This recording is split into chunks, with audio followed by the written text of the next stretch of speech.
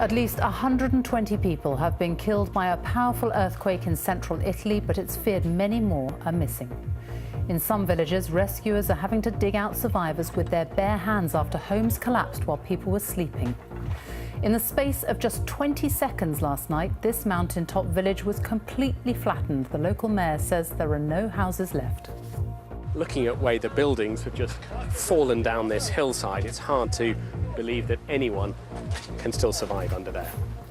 We'll be talking to our correspondent in one of the worst hit towns as rescuers continue to search for survivors buried beneath the rubble. Also tonight, Turkish tanks roll over the border into Syria, pushing back Islamic State militants in their first major US-backed incursion. 3 men die after getting into difficulties in the sea at Camber Sands in East Sussex on the hottest day of the year. Space scientists discover a planet just outside our solar system. It may host life and could be reached by future space missions. And the world's largest aircraft crash lands in Bedfordshire on its second maiden voyage. In the south, attacked at work, assaults on paramedics go up. So would body-worn cameras protect them? And making her final wish come true, Evelyn's chance to swim before she died of a rare illness.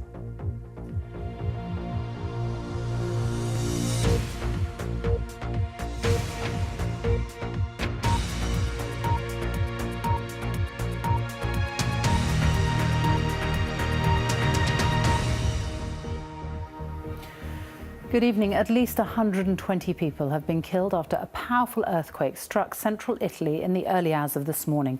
But many more people are still missing and the death toll is expected to rise. Rescue teams have been searching for survivors through piles of rubble all day. Tonight, a 10-year-old girl was one of the latest to be pulled out alive. The earthquake's epicenter was near the town of Norcia in Umbria. It had a magnitude of 6.2. The tremor was strong enough to be felt up and down Italy. Among the worst hit places is Amatrice, known as one of Italy's most beautiful towns. Locals say it was full of visitors, many of them young, who'd come to the town for its annual festival this weekend. Our correspondent James Reynolds has sent this report from Amatrice. Deep in the Apennine Mountains, a piece of Italy has been destroyed. The residents of Amatrice, a hilltop town about to celebrate a summer festival, were hit while they slept.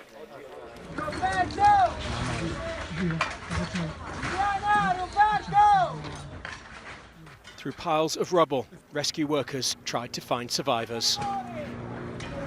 We've made it to the centre of Amatrice, and there is a rescue going on in the rubble there. You can see right now they're bringing out someone on a stretcher.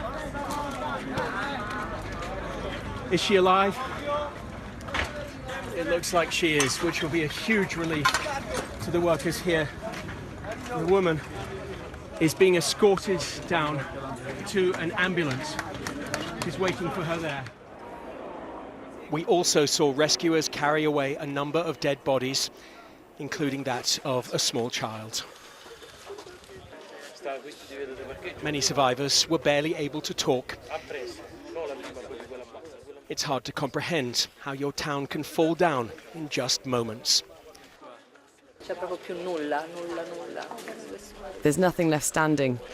I'm so sorry for so many people that are under the rubble. They are people I love. I'm so sorry. I hope they are safe. The village of Capodacqua was also hit. Here, an official talks to a woman who's trapped. Can you breathe? He asks her. Only a little bit, she replies. Stay calm, he tells her. We'll come to get you. In Amatrice, Sister Mariana told us that she was pulled from the wreckage of her convent. Some of her fellow sisters are still trapped inside. When I realized what happened, I tried to hide myself underneath the bed. And then I went outside to ask help. But no one heard me. This region is vulnerable to earthquakes, but no one expected this. From above, the devastation of Amatrice is clear. The town barely stands. The injured are treated outside. It's too dangerous to take them inside Amatrice's damaged hospital. Tonight, rescuers continue to claw away at the broken buildings in their search for survivors. They promise to keep looking until they find all those who are missing. James Reynolds, BBC News, Amatrice. Rescue workers have used helicopters to pluck survivors to safety from some of the more isolated villages in the area, which have been cut off by landslides and rubble. In one village, Pescara del Tronto, all the houses have collapsed. The village no longer exists. Our correspondent, Damien Grammaticus, managed to get there. This is what he found. Pescara del Tronto, razed to the ground in just 20 seconds today. Perched on a mountain ridge, it had been built here up high hundreds of years ago for safety. But today that was its undoing when the earthquake struck. The houses of ancient stone and wood came crashing down the hillside. As rescue teams poured into the area today, they faced a mammoth task. Under all that rubble, the sniffer dogs found something this afternoon. But no earth-moving equipment could make it up here, so they dug by hand. Here to help was Marco Palatroni. He'd come with his friends from a local rugby team. He lives down the valley and was woken by the tremors. I see my mother screaming and my father the same. After 2 minutes, me and my family go out of the house and goes in the car, like all the people in the city. And we go in the big park in the city, with not building around. As they searched the ruins of Pescara, the ground kept shaking. Building went down during our work. For example, there was one building like that. Now it's. It fell down while you were working? Yes. I went there inside before it fell down. And complicating things further, Pescara is full of holiday homes. People come in the summer, a refuge from the heat, so nobody knows how many lie buried here. Well, this is the third body we've seen being brought out from this spot just in the last few minutes. What the rescue teams, of course, hope is that they will find people alive, but looking at where the buildings have just fallen down this hillside, it's hard to believe that anyone can still survive under there.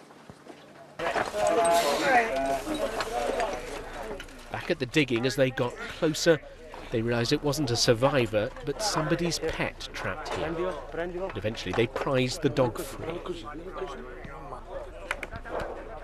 The final toll in this one village, maybe 20 people dead, maybe more.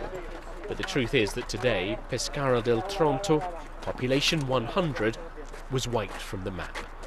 Damien Grammaticus, BBC News, in the mountains of central Italy. Today's earthquake isn't the first to hit the region. Italy has for decades been prone to similar devastating tremors. It's vulnerable because of the collision between the African and Eurasian tectonic plates, which are pushing into each other. That process is ongoing. The plates continue to move at around 3 centimetres a year. But there are many other factors. The sea, which lies to the west of the country, is opening up, and that's pulling apart the Apennines, the belt of mountains that run down through central Italy. 300 people died in an earthquake in L'Aquila in 2009. In 1908, it's thought as many as 70,000 were killed when a 7.2 magnitude tremor flattened Messina in Sicily. And today, it was Amatrice. Now, this is what the main street looked like before the quake. And this is what it looks like now, much of it flattened in just seconds at about 3:30 this morning. Well, Damien Grammaticus is in Amatrice for us now. And Damien, are they still hopeful that they could find survivors beneath all this rubble? Sophie, they are, and they are still trying all the way through the night here. Now, in James's report, you heard the story of a nun who was rescued. This was the convent where she was and where she was pulled out from. There were other people in here, and all this evening they're working here because the sniffer dogs went in there earlier. They thought they detected someone inside, so the rescue teams are trying to make the building safe so they can work through it to go in and find someone. But of course, spirits were raised by the news earlier in the village down the valley where we were, Pescara del Tronto, when that 10-year-old girl was pulled out of the wreckage alive. That was a couple of hours ago, and that I think gives hope. But what makes it all this so difficult is that it's a string of these historic hilltop towns, these beautiful villages with old stone buildings along the crests of the ridges that have been affected, and it's really hard for them to get the teams up here, the earth-moving equipment to get in to dig people out, and that will continue, but it's very, very difficult work. So Damien Grammaticus with the latest there from Amatrice. Thank you. Turkish tanks and special forces have rolled across the border into Syria, their first major incursion, supported by airstrikes from Turkish and American jets. They went in to drive so-called Islamic State out of the border town of Jarablus and surrounding villages. By this afternoon, the Turkish authorities were reporting that the operation was a success. Our correspondent Mark Lowen has this report from Gaziantep. Striking the jihadist stronghold, Turkish and coalition jets hit Jarablus, held by so-called Islamic State, before tanks moved in for the ground offensive. Hundreds of Syrian rebel fighters went with them. Within hours, they'd entered the key border town, liberating it from the militants who quickly withdrew. A journalist who was in a village close to Jarablus as the offensive began said the militants were completely overpowered. There was intense shelling which forced IS back, he says. The Turkish-led offensive had two aims: to push IS back from the border and stop Syrian Kurdish fighters from advancing to Jarablus and consolidating their territory. Turkey sees them as a threat, encouraging Kurdish separatists back here. The diplomatic timing was handy, coinciding with a visit to Ankara by the American Vice President. Turkey has gone from a reluctant partner in the US-led coalition to coordinating this offensive. In return, Joe Biden ordered the Kurds, a US partner on the ground, to withdraw. They must move back across the river. They cannot, will not, and under no circumstances get American support if they do not keep that commitment. This appears to have been an extraordinarily swift operation, meeting limited resistance. And Turkey has achieved its two goals of ousting IS militants from Jarablus and getting coalition support to push the Kurdish militia back too. Turkey's biggest intervention in Syria since the war began will be seen here as a significant success. Nearby, we met Abdo Uveis. He and his family fled here from Jarablus when IS took over. Now there's relief. It's like we've been pulled out of a well, he says. Houses have been destroyed and innocent people slaughtered. Thank God we got rid of them. I'm so happy. Would you think about going home to Jarablus now? Inshallah. God willing, he tells me. And so it's over within a day. Beating IS will be long and hard, but this will give renewed hope of progress. Mark Lowen, BBC News, on the Turkey-Syria border. Our Middle East editor Jeremy Bowen is here. How much more is this going to complicate the situation in Syria? Well, Sophie, it's already, as people know, over the years, it's become very complicated, and things are changing a little bit at the moment, which I suppose increases that. Now, one way of looking at Syria is to regard it as, in effect, a mini world war. And you can see, we look at a list of some of the countries involved there, those on the pro-Assad side and those on the anti-Assad side. Some of the world's biggest powers. That's why I use that phrase advisedly, mini world war. But there's been some softening of late, with Turkey making up after a big row with the Russians. And that's something which, they're not going to leave the Western camp. But it does give them quite a bit of leverage. And people are now wondering if could President Erdogan of Turkey, who's made that deal with the Russians, perhaps do some sorts of deals even with President Assad? This isn't the kind of the war where my enemy's enemy is automatically my friend.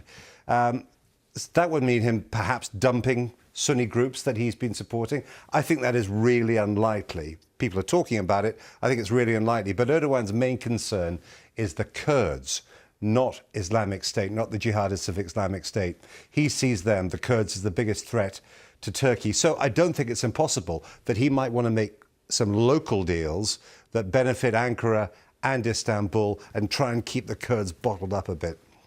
Now, for the Turks, this operation, apart from IS, is about securing territory that the Kurds might have taken over.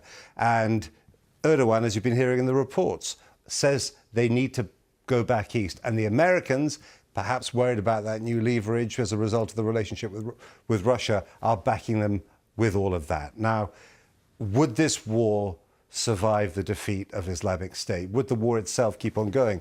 I absolutely think it might, because you can see there, these are some of the conflicts that are going on. There's that Islamic State conflict. There's a wider sectarian conflict going on between Shia and Sunni, which infects a lot of what's happening. Kurdish nationalists are in play, and the various armed militias regularly fall out with each other and trade bullets as well. So it's a difficult, dangerous, complicated situation. And one more tiny thing that's come up, potentially very important, a joint investigation by the UN and the global chemical watchdog, Reuters says, has found that the Syrian government troops have been using chemical weapons again, 2 toxic gas attacks. And so that's something which clearly we'll hear more about. Jeremy Bone, thank you. 5 people are now known to have died after being pulled from the sea at Camber Sands in East Sussex. Emergency services and people on the beach tried to save 3 men this afternoon after they got into difficulties on one of the hottest days of the year. And in the last few minutes, the lifeguard has confirmed that 2 more bodies have been recovered and another person is missing. 12 people have now died in the seas around the UK in less than a week. Our correspondent Duncan Kennedy reports from Camber Sands. Helicopters, lifeboats and beach rescue teams all took part in the operation. It was just after 2 o'clock and they were called amid reports of a number of people in need of medical attention. A short time later, 3 men were pulled from the water. I ran in and helped carry him in. I'm trying not to think about it, to be honest. It's not exactly the nicest thing to see in the world, to see someone die in front of you, to hold someone that's gone. Sussex police say it's not yet known if the men knew each other or whether this was 1, 2 or 3 incidents. We're working with a number of agencies, the council, the RNLI, the Coast Guard, we have a beach patrol, we have dedicated officers here on the beach daily throughout the summer. After today's incidents, police travelled up and down the beach with loud hailers to clear the water, on what's been the hottest day of the year so far. Last month, Gustavo Silva da Costa, a 19-year-old Brazilian man, died after getting into trouble in the sea here. The local council says incidents like this are extremely rare and that there are beach patrols to warn people of the dangers. And confirmation tonight that 2 more bodies have been recovered from the water here tonight, making a total of 5. It's not clear if the 2 recovered this evening are male or female. There's a lot of emergency services activity going on here tonight, including a search of the beach and a helicopter up in the sky, amid reports of 1 more person missing. This has been one of the most tragic coastlines along this place for the past year or so. Nothing seen like this along this coast in many, many years. This by far the most serious of incidents in a summer of incidents, of tragedies that the emergency services will now be investigating. Duncan Kennedy, thank you. A British woman has been stabbed to death at a backpackers hostel in Australia. 21-year-old Mia Eilif Chung was from Derbyshire. A British man was severely injured in the attack and is in a critical condition. Police say the suspect, who's from France, shouted in Arabic, but they're not treating it as a terror attack. An elderly man has been sentenced to 6 years in a psychiatric hospital for shooting dead his wife, who suffered from dementia. Ronald King, who is 87, had been staying at a care home in Essex with his wife Rita last Christmas when he opened fire. The court heard that he also has dementia. A serving member of the British Armed Forces has been arrested on suspicion of terrorism linked to Northern Ireland. Kieran Maxwell of the Royal Marines was held in Somerset today, and police said a house in South Devon and a wooded area were also being searched. In Northern Ireland, police have also been searching a number of properties in Larne. Our correspondent Chris Buckler is there for us now. Chris. Sophie, this investigation is taking place on both sides of the Irish Sea, and it's connected to the discovery of weapons here in the town earlier this year, which detectives have linked to dissident Republican paramilitaries. And they say those arms finds in March and May earlier this year were significant. Among the weapons they discovered were an armour-piercing improvised rocket and 2 anti-personnel mines. Now, the man being questioned is a Royal Marine. He's 30-year-old Kieran Maxwell, who's from the town, but who's currently serving with the Royal Marines in the West Country. And since his arrest at lunchtime today in Somerset, there have been a series of coordinated searches taking place, both here at his relatives' homes in Larne, as well as in South Devon, where they've been searching a house and a wooded area. The Ministry of Defence will only say today that they were aware the serving member of the armed forces had been arrested. It's understood he's being questioned on suspicion of preparing for acts of terrorism. Chris, thank you. Scientists say they've discovered a new planet just outside our solar system, which is slightly larger than Earth and could harbour life. They've named it Proxima b, and at just 4 light years away, it's relatively close to us, which means it could be reached by future space missions. The research is published in the journal Nature. Our science editor David Shukman has the details. In the dazzling beauty of the skies above Chile, telescopes have focused on the pinprick of light coming from our closest star, and they've made a stunning discovery. They found an alien world orbiting around it. This is an artist's impression. No one's seen the planet directly, but researchers know it's there because of tiny movements in the star. It's a huge moment in the exploration of space. This is the nearest planet that potentially can have life and can be, in a sense, similar to our own planet. So I think that's a big discovery. There are hundreds of planets being discovered now every month, but this is a really special one. That's the nearest one. This happened once, will not happen again. It's hard to grasp distance in space and where this newly found planet actually is. So let's start with the Moon. That's 239,000 miles from us. Further out, there's Pluto. Now that's 4.6 billion miles away. But gaze beyond our solar system to the next nearest star, Proxima Centauri, and that's 24 trillion miles away, which sounds a lot, but in space terms, it's our neighbour. That's where a planet has been discovered, orbiting around it. And the reason scientists are so excited is that this alien world is the closest there is outside our own solar system. It's been called Proxima b. It's slightly larger than Earth, and although its star is much cooler than our Sun, the planet is in just the right zone for liquid water to exist on its surface. And that means that in theory, it could support life. Telescopes around the world will now be deployed to find out more. This really changes, I think, our perception of how many habitable planets there are in the galaxy. And it means that the prospects for alien life elsewhere in the galaxy look a lot more rosy than they did, last week. Reaching the planet with the spacecraft we have now would take tens of thousands of years. There is a plan, backed by Stephen Hawking, for far more rapid forms of space travel, and that project now has a tangible goal to aim for. In the meantime, it'll be astronomers who'll hunt for clues about our nearest neighbour in deep space. David Shukman, BBC News. Pictures have emerged of French police appearing to force a Muslim woman wearing a bikini to remove some of her clothes on a beach in Nice. The images are fueling an ongoing debate about a controversial ban in parts of France on the full-body swimsuits called bikinis. Critics have said it's a means of stigmatising Muslims. The highest court in France is due to begin considering the ban tomorrow. The Labour leader Jeremy Corbyn has been defending himself after Virgin Trains challenged his claim that he had to sit on the floor because he couldn't find a seat on a service from London to Newcastle. Yesterday, Virgin released CCTV footage which appeared to contradict that claim. Our political correspondent Ben Wright reports. He claimed it was a ram-packed train after walking through a carriage of apparently empty seats. So why didn't Jeremy Corbyn sit down after first boarding the 11 a.m. from London to Newcastle? Today, at the launch of his NHS policy, unwanted questions about unreserved seats. Can we have an NHS question? We live in a free country. I know. I'm entitled to ask you I'm a question. very well aware we live in a free country, and I'm very proud to live in a free country, as are you. To his obvious irritation, Mr. Corbyn was quizzed about his walk through Coach H. Yes, I did walk through the train. Yes, I did look for 2 empty seats together so I could sit down with my wife to talk to her. That wasn't possible. Today, this train is completely ram-packed. Jeremy Corbyn was filmed sitting on the train floor because his team said there were no unreserved seats free. Now, Mr. Corbyn says the problem was he couldn't find 2 seats together, one for him, one for his wife. After 45 minutes, Mr. Corbyn's party were seated by train staff. Today, Mr. Corbyn's campaign manager insisted they had played it straight.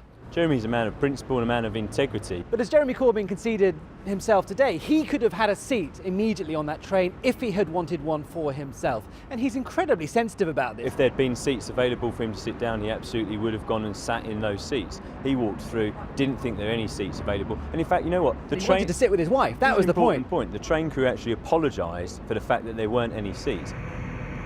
On today's 11 o'clock departure from King's Cross to Newcastle, there were plenty of unreserved seats free and some support for Mr Corbyn. I've been riding this service for many years and I ride it all the time, and there are many times when this train is absolutely jam-packed and there is no place to sit. I have been on the train on a return journey and seen it in the evenings, but never during the day. I just think it's ridiculous that it's putting up into such a massive thing, because there's so many bigger things going on in the world. But Jeremy Corbyn's leadership rival was keen to stir the row. What is clear from the footage that I've seen is that he had a seat on the train, and there were seats on the train, and he chose to sit on the floor for the purposes of the video. This spat may have caused Mr Corbyn some discomfort, but a bust-up with a private train company may well fire up his supporters. Ben Wright, BBC News, Westminster. New figures show that Scotland's deficit was almost £15 billion in the last financial year. That's £500 million higher than the previous year. Our Scotland editor, Sarah Smith, is in Glasgow for us. What do these figures tell us then? Well, Sophie, they tell us what a dramatic effect the fall in the oil price is having on the public purse. Let's look at the numbers. In the year 2014 to 15, Scotland's share of the revenue that was raised from offshore oil and gas industries was £1.8 billion. In the last year, that's fallen to £60 million. That is a 97% drop in the revenue that's been received from the North Sea. Now, that loss was offset by earnings elsewhere, but it still leaves Scotland spending a lot more public money than it's raising in taxes. In fact, it leaves Scotland with a notional deficit of £14.8 billion. Now, that is the equivalent to 9.5% of Scotland's GDP. That is pretty high when you compare it to the UK deficit of 4%. It doesn't mean the Scottish Government's going to have to slash public spending, because their budget is not determined by how much money they raise in tax. But what it does mean is the government's political opponents can seize these figures and they can say, look, this shows us how Scotland benefits economically from being part of the United Kingdom, and it shows us that if Scotland were to become an independent country, then it would be facing this large gap in the public finances. The First Minister, Nicola Sturgeon, of course, says she's considering a second referendum on Scottish independence, and in response to these figures today, she said it's not independence that's the real threat to the Scottish economy, it's Brexit. She's produced other statistics that show an £11 billion cost could come to the Scottish economy from Brexit. She says that's the real economic danger. Our Scotland editor, Sarah Smith, thank you. Almost 20 years after new grammar schools in England were banned, the government is said to be considering allowing more selection by ability. There are just over 160 state-funded grammar schools where pupils have to pass an academic test. For the second in our series of big decisions facing Theresa May, our education editor, Branwen Jeffries, reports from Lincolnshire, one of 3 counties that's kept a grammar system. Sunshine and sand in Skegness, but I've come to Lincolnshire because of its schools. These are the families Theresa May wants to reach, working to give their children the best they can manage. Skegness Grammar School is 600 years old. Tradition still brings parents here.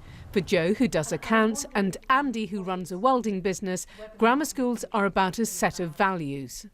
There are some schools where children are there because they have to be legally, and they're sat at the back of the classroom looking around, and for those that want to get on, that's off-putting. So I think some sort of segregation benefits the children that do want to work. There is more discipline, it is stricter, but I don't see that as a bad thing, and it does give the opportunity of the kids who want to learn, they can learn. England isn't going back to the system where every 11-year-old sat a test to decide if they got into a school like this. But more selection is back on the cards. Grammar schools can provide a great education for those that get a place. But poor, bright children are less likely to end up in a grammar school. Grammar schools only take the minority that pass their test. Most end up in a school like the one run by Ian Widows, 15 miles down the road. We offer the Duke of Edinburgh's Award for all of our students, not just for a select few. So he's proud to call it a secondary modern, the old name for schools that take pupils rejected by grammars. Without some of the middle-class kids, some of the brightest kids, he says they have a tougher job. They're likely to have more students from a deprived background. They'll have students that are arriving already feeling like failures because they failed the 11+, and they may find it more difficult to recruit some of the better teachers and the more experienced teachers. Grassroots politics mattered too after the Brexit vote. Here, Tory councillors fought plans to force good schools to become academies. Lincolnshire gets less money than inner cities for its schools, so how do the priorities look from here? My first priority has to be funding. We have to get our schools funded the same as everybody else across the country. It has to be fair and equitable. Second would be grammar schools, and last, bottom of the list, would be academies. My journey's end up the coast in Grimsby. No grammars here, but some struggling schools. Well, money is going into areas like this across the north to help drive up the standards in schools. But many of the people involved in that work aren't convinced that grammar schools are the answer. And privately, some have even told me it would be a disaster. Grimsby wants to better itself, and that's what grammar schools still mean to many people. It's that belief in opportunity the government wants to reach. Bronwyn Jeffries, BBC News. The world's largest aircraft has crash-landed during its second test flight in Bedfordshire. Airlander 10 is part plane, part helicopter and part airship. Thankfully, no one was injured in the incident. Our transport correspondent Richard Westcott reports. The world's largest aircraft takes a long time to crash.